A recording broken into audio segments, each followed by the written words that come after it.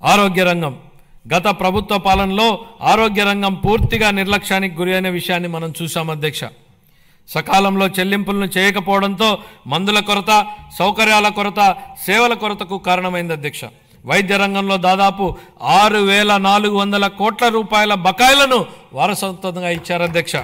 దీనిలో 1,624 కోట్ల రూపాయలను చెల్లించి తిరిగి గాడిలో పెట్టేటువంటి ప్రయత్నాలు ప్రారంభించాం. నిర్లక్ష్యానికి గురైన వైద్యారోగ్య రంగాన్ని గాడిలో పెట్టడమే కాకుండా ఈ శాఖకు సంబంధించి ప్రజారోగ్యానికి సంబంధించి మేనిఫెస్టోలో ఇచ్చిన హామీలను అమలు చేస్తున్నాం. దీనిలో భాగంగా ఇప్పటికే ఉన్న ఎన్టీఆర్ వైద్య సేవ పథకానికి తోడుగా ప్రతి కుటుంబానికి నాణ్యమైన వైద్య సేవలు అందించేందుకు పేద మధ్యతరగతి ప్రజలకు ఆసుపత్రులకు వెళ్లిన వెంటనే ఎటువంటి ఇబ్బంది లేకుండా కార్పొరేట్ వైద్యం అందేలా పథకాన్ని రూపొందించాం. దీనిలో భాగంగా ప్రతి కుటుంబానికి 25 లక్షల రూపాయల ఆరోగ్య బీమా పథకాన్ని అందుబాటులోకి తీసుకొచ్చేందుకు మా ప్రభుత్వం ప్రణాళికలు చేపట్టింది. ఈ ఏడాదిలోనే ఈ పథకాన్ని అమల్లోకి తేనున్నాం.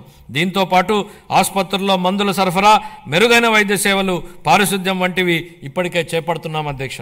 25-26 ఆర్థిక సంవత్సరానికి వైద్య ఆరోగ్య మరియు కుటుంబ సంక్షేమ శాఖకు 19,264 కోట్ల రూపాయల కేటాయింపును ప్రతిపాదిస్తున్నాను అధ్యక్ష.